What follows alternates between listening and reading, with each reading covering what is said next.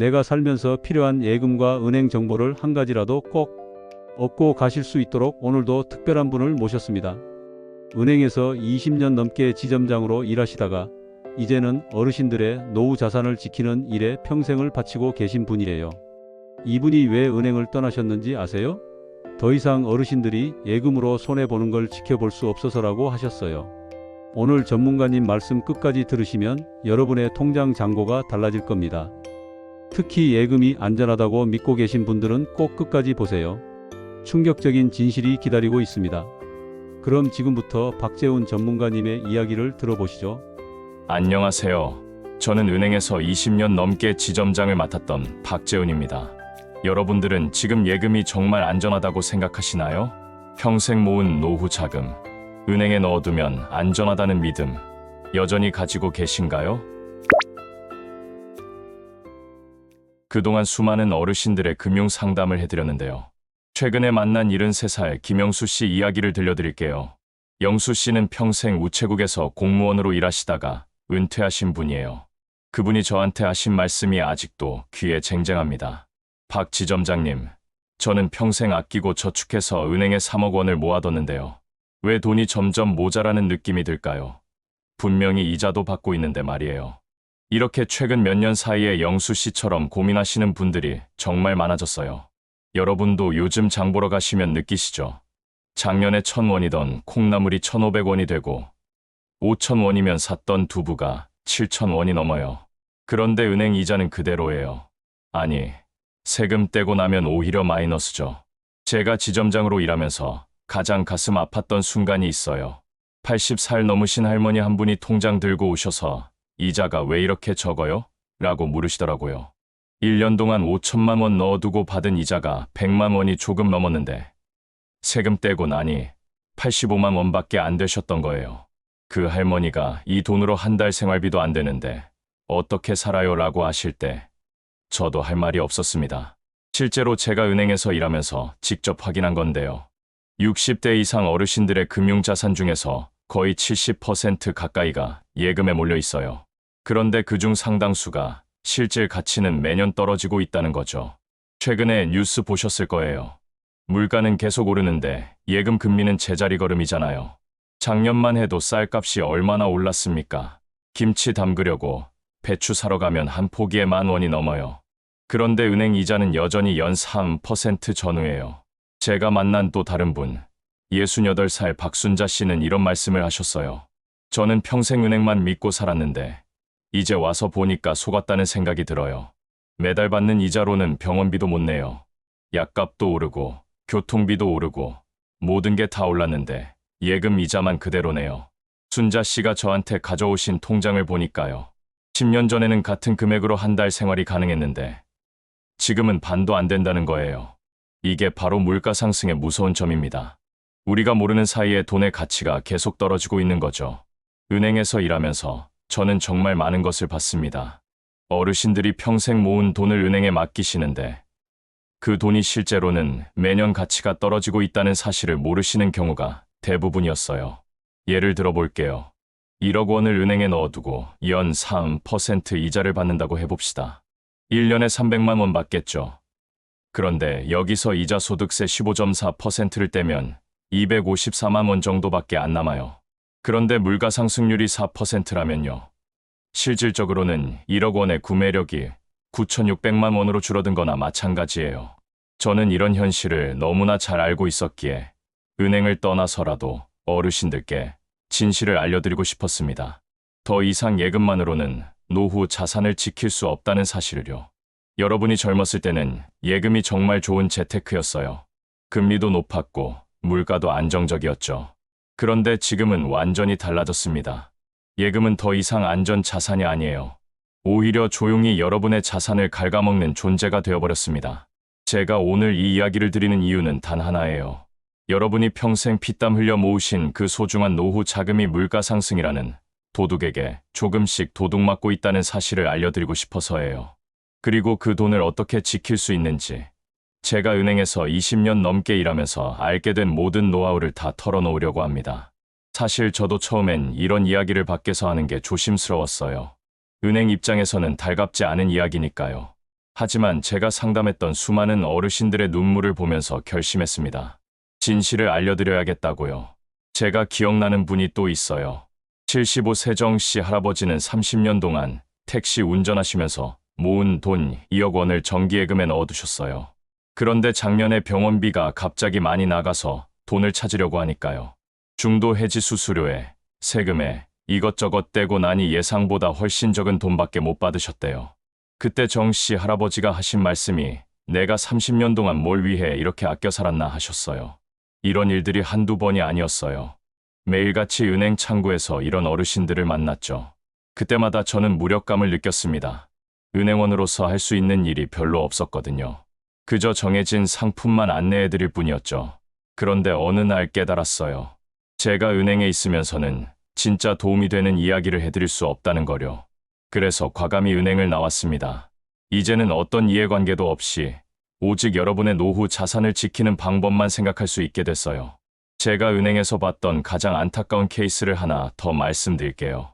80살이 넘은 최 씨 할머니는 남편이 돌아가시고 받은 보험금 5천만 원을 전부 정기예금에 넣어두셨어요. 1년에 한 번씩 이자 받아서 생활비로 쓰시려고 했죠. 그런데 첫 해 받은 이자가 150만 원이었는데 세금 떼고 나니 127만 원이더라고요. 한 달에 10만 원 조금 넘는 돈이었죠. 할머니가 이걸로 어떻게 살아요? 쌀도 못 사요라고 우시던 모습이 아직도 잊혀지지 않아요. 여러분, 이게 현실입니다. 은행은 여러분께 이런 진실을 말해주지 않아요. 오히려 안전하게 맡겨두세요라고만 하죠. 하지만 안전하다는 게 뭘까요? 원금은 그대로 있지만 그 돈으로 살 수 있는 것들이 점점 줄어든다면 그게 정말 안전한 걸까요? 제가 지점장으로 있을 때 직원들에게 항상 하던 말이 있었어요. 고객님들께 정직해야 한다고요. 하지만 현실은 달랐습니다. 은행도 결국 영업을 해야 하는 곳이니까요. 수익을 내야 하고 실적을 올려야 하죠. 그러다 보니 고객님들께 진짜 필요한 이야기보다는 은행에 유리한 이야기를 더 많이 하게 됩니다. 오늘 제가 드리는 이야기는 은행에서는 절대 들을 수 없는 이야기예요. 왜냐하면 이 이야기를 하면 은행 입장에서는 손해니까요. 하지만 여러분은 알아야 합니다. 지금 당장 예금 구조를 바꾸지 않으면 10년 후, 20년 후에는 정말 큰 후회를 하실 수 있어요. 제가 은행에서 일하면서 가장 많이 들었던 질문이 뭔지 아세요? 그래도 예금은 원금 보장 아닌가요? 였어요. 맞습니다. 예금은 원금이 보장돼요. 하지만 여러분, 원금의 구매력은 보장되지 않습니다. 이게 무슨 말이냐고요? 제가 실제로 상담했던 72세 이씨 아저씨 사례로 설명드릴게요. 이씨 아저씨는 10년 전에 퇴직금 1억 원을 정기예금에 넣으셨어요. 그때 아저씨가 저한테 하신 말씀이 이 돈이면 10년 후에도 충분히 생활할 수 있겠죠. 였어요. 저는 그때 은행원으로서 네, 안전하게 보관되실 겁니다라고 대답했죠. 그런데 10년이 지난 지금 아저씨가 다시 찾아오셔서 하신 말씀이 충격적이었어요. 10년 전엔 이 돈으로 아파트 전세를 구할 수 있었는데 지금은 전세 보증금의 반도 안 되네요. 여러분, 이게 바로 인플레이션의 무서운 점입니다. 돈의 숫자는 그대로지만 그 돈의 가치는 매년 떨어지고 있는 거예요. 제가 은행에서 직접 계산해 본 적이 있는데요. 물가 상승률이 연평균 3%라고 가정하면 10년 후에는 돈의 가치가 74%로 줄어들어요. 20년 후에는 55%밖에 안 남죠. 그런데 더 큰 문제가 뭔지 아세요? 바로 세금입니다. 예금 이자에는 무조건 15.4%의 세금이 붙어요. 이게 얼마나 큰지 한번 계산해 볼까요? 1억 원을 예치하고 연 3% 이자를 받으면 300만 원이죠. 여기서 세금 46만 2천 원을 떼면 253만 8천 원만 남아요. 한 달로 나누면 21만 원 정도예요. 요즘 물가로 21만 원이면 뭘 할 수 있을까요? 제가 만났던 69살 강씨 아주머니는 더 안타까운 경우였어요. 남편이 일찍 돌아가시고 혼자 가게를 운영하면서 모은 돈 2억 원을 전부 예금에 넣어두셨대요. 매달 이자로 생활하려고 했는데 막상 받아보니 세금 떼고 나면 40만 원이 조금 넘더라는 거예요. 강씨 아주머니가 이 돈으로는 월세도 못 내요. 관리비랑 공과금 내면 끝이에요 라고 하시면서 눈물을 글썽이시던 모습이 아직도 생생해요. 은행에는 또 다른 숨은 진실이 있어요. 바로 영업 목표죠. 제가 지점장으로 있을 때도 마찬가지였는데 매달 팔아야 하는 상품 목표가 있어요. 그러다 보니 직원들이 어르신들께 꼭 필요한 상품보다는 은행에 유리한 상품을 권하게 되는 거죠. 실제로 제가 봤던 일인데요. 어떤 직원이 80살 넘은 할머니께 복잡한 연금보험을 권하더라고요. 할머니는 그냥 예금에 넣고 싶어요 라고 하셨는데 직원이 계속 이게 더 유리해요 라고 설득하는 거예요. 나중에 알고 보니 그 상품은 10년 동안 돈을 못 찾는 상품이었어요. 80살 할머니가 90살까지 기다려야 한다는 게 말이 되나요? 이런 일들이 비일비재해요. 은행 창구에 가면 고객님, 이 상품이 요즘 인기예요. 이게 금리가 더 높아요. 이런 말 많이 들으시죠? 하지만 꼭 기억하세요. 금리가 높으면 그만큼 제약이 많다는 뜻이에요. 중도 해지 수수료가 비싸거나 가입 조건이 까다롭거나 세금이 더 많이 나가거나 하는 식으로요. 그럼 어떻게 해야 할까요? 제가 20년 동안 은행에서 일하면서 터득한 노하우를 알려드릴게요. 첫 번째, 절대 한 은행에만 돈을 몰아넣지 마세요. 제가 상담했던 74세 박씨 할아버지는 모든 돈을 동네 은행 하나에만 넣어두셨다가 큰 손해를 보셨어요. 그 은행이 금리를 제일 낮게 주고 있었는데도 모르고 계셨던 거죠. 요즘은 인터넷 은행이나 지방은행에서 더 높은 금리를 주는 경우가 많아요. 똑같은 1억 원을 예치해도 연 1% 차이가 나면 1년에 100만 원 차이예요. 10년이면 1000만 원이죠. 이 돈이면 손자 손녀들 용돈도 넉넉히 줄 수 있잖아요. 두 번째, 세금을 줄일 수 있는 방법을 찾아야 해요. 비과세 종합저축이라고 들어보셨나요? 만 65세 이상이면 5천만 원까지는 이자에 세금이 안 붙어요. 그런데 은행에서는 이런 거 잘 안 알려줘요. 왜냐고요? 은행 입장에서는 일반 예금이 더 수익이 되거든요. 제가 아는 76세 최 씨 할머니는 이걸 몰라서 3년 동안 세금만 200만 원 넘게 내셨어요. 제가 알려드리고 나서 비과세 통장으로 바꾸니까 매년 70만 원씩 아끼게 되셨죠. 할머니가 이 돈이면 병원비라도 보태 쓸 수 있겠네요 라고 좋아하시던 모습이 기억나요. 세 번째, 목적별로 돈을 나눠서 관리해야 해요. 당장 쓸 생활비, 1년 안에 쓸 돈, 5년 이상 안 쓸 돈, 이렇게 구분해서 각각 다르게 운용해야 한다는 거죠. 그런데 대부분 어르신들은 그냥 한 곳에 몰아넣고 계세요. 제가 상담했던 71세 김 씨 아저씨가 딱 그런 경우였어요. 3억 원을 전부 정기예금 하나에 넣어두셨는데 갑자기 병원비가 필요해서 중도 해지하려니까 수수료가 300만 원이나 나온다는 거예요. 만약에 처음부터 나눠서 관리했다면 이런 손해는 없었겠죠. 네 번째, 물가 상승률을 이기는 방법을 찾아야 해요. 예금만으로는 절대 물가를 못 이겨요. 그래서 일부는 다른 곳에 투자해야 합니다. 투자는 위험하지 않나요? 라고 물으실 거예요. 네, 맞아요. 하지만 예금에만 두는 것도 위험해요. 돈의 가치가 계속 떨어지니까요. 제가 아는 68세 이 씨 아주머니는 처음엔 투자를 무서워하셨어요. 그런데 제가 국채에 대해 설명드리니까 생각이 바뀌셨죠. 국채는 나라에서 보증하는 거니까 안전하면서도 예금보다 수익률이 높거든요. 1년 후에 예금만 했으면 500만 원 받을 걸 700만 원 받았어요 라고 기뻐하시더라고요. 또 하나 중요한 게 있어요. 바로 정기적인 점검이에요. 한번 예금 넣어두고 그냥 놔두시는 분들이 많은데 그러면 안 돼요. 최소한 6개월에 한 번은 점검해야 해요. 금리가 바뀌었는지 더 좋은 상품이 나왔는지 확인해야 하거든요. 제가 만난 73세 정 씨 할아버지는 5년 동안 같은 예금을 그대로 두셨대요. 알고 보니 금리가 연 1%도 안 되는 거였어요. 요즘 다른 은행들은 3% 넘게 주는데 말이죠. 5년 동안 손해본 돈만 해도 1000만 원이 넘었어요. 여러분, 은행은 절대 여러분께 먼저 더 좋은 상품이 있어요 라고 알려주지 않아요. 왜냐고요? 여러분이 낮은 금리 상품에 그대로 있는 게 은행한테는 이익이니까요. 그래서 여러분이 직접 챙기셔야 해요. 마지막으로 꼭 말씀드리고 싶은 게 있어요. 혼자 결정하지 마세요. 은행 직원 말만 듣고 결정하지 마시고 가족이나 믿을 만한 전문가와 상의하세요. 제가 봤던 가장 안타까운 경우가 혼자 은행 가서 잘 모르는 상품에 가입하신 분들이었어요. 82살 송씨 할머니는 은행 직원이 권하는 대로 복잡한 투자 상품에 가입하셨다가 원금의 30%를 잃으셨어요. 나중에 자녀분들이 알고 어머니, 왜 상의를 안 하셨어요? 라고 하니까 직원이 좋다고 해서 라고 하시더라고요. 여러분, 오늘 제가 말씀드린 내용을 정리하면 이렇습니다. 예금은 더 이상 안전하지 않아요.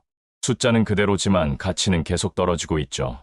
세금과 물가 상승을 생각하면 오히려 손해를 보고 계신 거예요. 제가 은행을 떠나면서 가장 후회했던 게 뭔지 아세요? 더 일찍 이런 진실을 알려드리지 못한 거예요.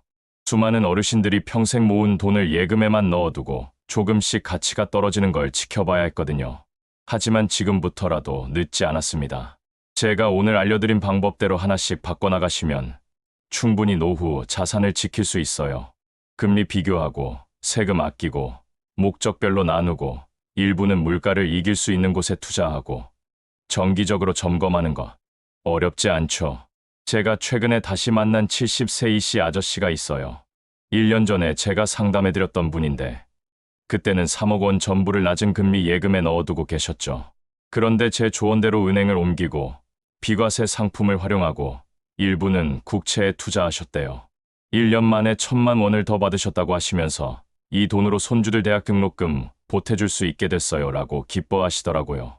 또 다른 분, 69세 박 씨 아주머니는 처음엔 변화를 무서워하셨어요. 평생 이렇게 살았는데 이제 와서 뭘 바꿔요 라고 하셨죠. 그런데 제가 차근차근 설명드리니까 마음을 여셨어요. 지금은 예금 구조를 완전히 바꾸셔서 매달 받는 수익이 2배로 늘었대요. 진작 알았으면 좋았을 텐데 라고 하시면서도 지금이라도 알게 돼서 다행이에요 라고 말씀하시더라고요. 여러분도 할 수 있습니다. 나이가 많다고 금융을 잘 모른다고 포기하지 마세요. 조금만 관심을 가지고 시작하면 돼요. 처음엔 어려워 보여도 하나씩 해보면 생각보다 쉬워요. 제가 은행에서 일할 때 가장 보람 있었던 순간이 언제였는지 아세요? 어르신들이 덕분에 노후가 좀 나아졌어요 라고 말씀하실 때였어요.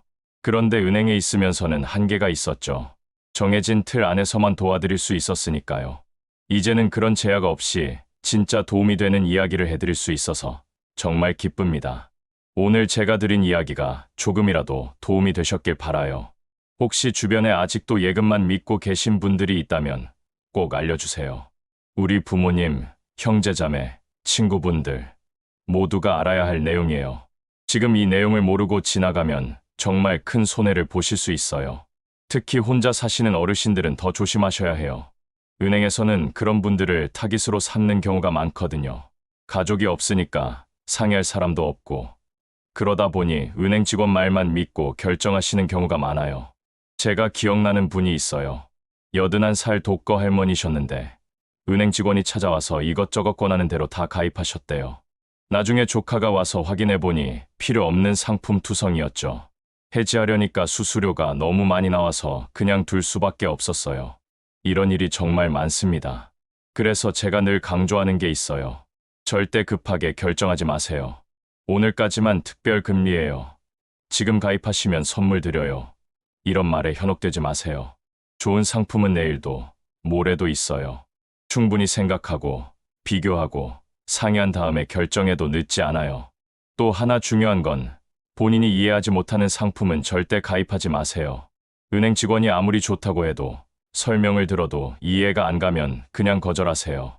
더 생각해보고 올게요 라고 하고 나오시면 돼요. 제가 상담했던 77세 강 씨 할아버지는 이렇게 말씀하셨어요. 나는 내가 이해하는 것만 해요. 복잡한 건 안 해요.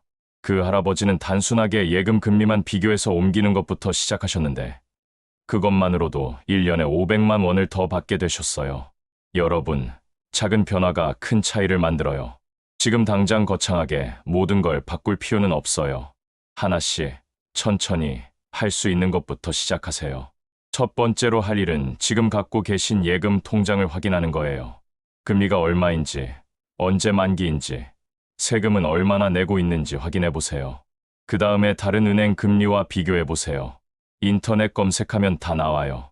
못하시겠으면 자녀분들한테 부탁하세요. 두 번째는 비과세 혜택을 받을 수 있는지 확인하는 거예요. 만 65세 이상이시면 5천만 원까지는 이자에 세금이 안 붙는다고 했죠. 이거 하나만 바꿔도 1년에 수십만 원을 아낄 수 있어요. 세 번째는 목적별로 돈을 나누는 거예요. 당장 쓸 돈, 비상금, 여유자금을 구분해서 각각 다르게 관리하세요. 그래야 급할 때 손해보지 않고 돈을 쓸 수 있어요. 마지막으로 여러분께 꼭 드리고 싶은 말이 있어요. 돈은 목적이 아니라 수단이에요. 편안한 노후를 위한 수단이죠. 그런데 그 수단이 제 역할을 못하고 있다면 당연히 바꿔야 해요. 예금이 나쁘다는 게 아니에요. 예금도 필요해요. 하지만 예금만으로는 부족하다는 거예요. 여러분이 젊었을 때와 지금은 완전히 다른 세상이에요. 그때 방식을 지금도 그대로 쓰면 손해를 볼 수밖에 없어요. 제가 이 일을 시작한 이유는 단순해요. 제가 은행에서 봤던 수많은 어르신들의 눈물을 더 이상 보고 싶지 않아서예요. 평생 성실하게 일하고 아껴 쓰면서 모은 돈인데 그 돈이 제대로 된 역할을 못하는 걸 보면 정말 안타까워요. 여러분은 충분히 행복한 노후를 보낼 자격이 있어요. 그동안 얼마나 열심히 사셨어요. 자녀들 키우느라, 가족 먹여 살리느라 본인은 뒷전이었잖아요.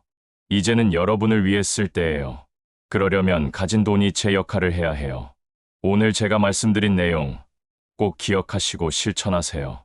그리고 주변 분들께도 알려주세요. 특히 혼자 계신 분들, 금융을 잘 모르시는 분들께는 꼭 이 이야기를 전해주세요. 앞으로도 저는 계속해서 여러분의 노후 자산을 지키는 방법에 대해 알려드릴 거예요. 은행에서는 절대 알려주지 않는, 하지만 여러분이 꼭 알아야 할 내용들을 계속 전해드리겠습니다. 여러분의 편안하고 행복한 노후를 위해 제가 할 수 있는 모든 걸 다 하겠습니다. 저희 한 교수님 채널 구독과 좋아요 부탁드립니다. 감사합니다. 여러분, 오늘 박재훈 전문가님의 이야기 잘 들으셨나요? 이제 여러분도 은행의 달콤한 말에 속지 않는 스마트한 시니어가 되신 겁니다. 예금의 진실을 아는 것만으로도 이미 남들보다 한 발 앞서 계신 거예요. 오늘 배우신 내용 꼭 실천하시고요. 주변에 아직 모르시는 분들 계시면 이 영상 꼭 공유해 주세요. 우리 모두가 함께 현명한 노후를 준비할 때입니다. 우리 연구소 채널은 앞으로도 시니어 여러분들의 행복한 노후를 위한 꿀팁들을 계속 연구하고 전해드릴 거예요. 지금 바로 구독 버튼 무료로 꾹 눌러주세요. 다음에도 또 좋은 전문가님 모시고 유익한 내용으로 찾아뵙겠습니다. 오늘도 시청해 주셔서 감사합니다. 우리 구독자님들 건강하시고 행복하세요.